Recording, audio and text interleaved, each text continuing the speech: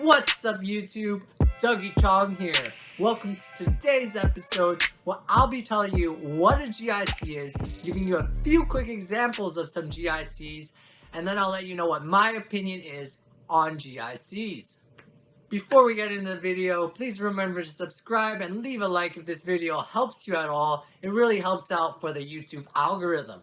So what exactly is a GIC? Well, a GIC stands for a Guaranteed Income Certificate, and is available from most banks or credit unions as a guaranteed investment. This guaranteed investment is set over a specified time for a certain interest rate. For example, you might do a 3-year, 3% GIC. It is important to note that for the term of the GIC, you are not allowed to withdraw your money. This is different from a savings account where you're able to freely withdraw your money whenever you want. Also, it is important to note that the interest rate is typically quoted as a per year basis. So if a GIC is quoted at a 3-year, 3% interest, it is 3% for each year and not 3% across the entire 3-year term.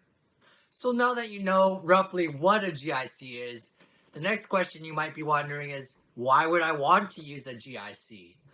Well, a GIC is aimed at an investor that really wants a guaranteed and safe investment.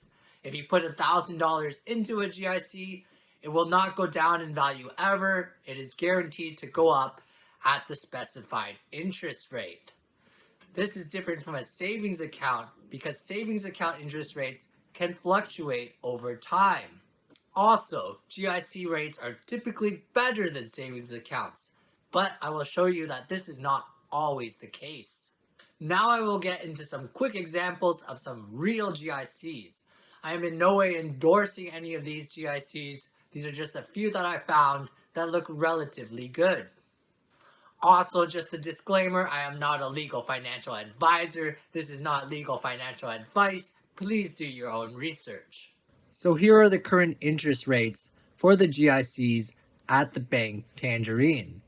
It is important to note that these are not the best rates. You should shop around. I will leave a link in the description that gives a website that gives a good comparison of all GICs across most banks. It is also important to note that these rates can change over time. In as little a span as mid last year, some of the 5-year and even 3-year GIC rates were 2.5%, whereas now the best rate you can get is 2.2%. It is also important to note that the savings rate at EQ Bank is 2.3%, which is higher than any of these GIC interest rates at Tangerine. However, EQ Bank is only an online bank and it has much more of a limited feature set. I mostly chose to show the interest rates for Tangerine Bank so that I could use this nice little graphic that shows if you put in a certain amount for a GIC, in this case $100, and select 2 different terms, you can see how much interest you would earn on your investment. In this case, you would earn a little over $2 on a $100 investment in 1 year, or a little over $3 on a $100 investment in 1.5 years. I will end the video by giving my opinion on most GICs. I'll be honest with you right now, I do not own a single GIC, and I doubt I ever will in the future. As shown by the examples previously, the rate of return on a GIC is just extremely low compared to if you could invest it in a well-diversified index fund. Another reason why I prefer investing in index funds over investing in GICs is that the interest incurred from GICs is taxed at your marginal tax rate, whereas the gains received from investing in index funds is taxed at half of your marginal tax rate. I will try to leave a link to a video showing my index fund investment strategy in the description below. Just because I don't use GICs does not mean it's not a good investment for you.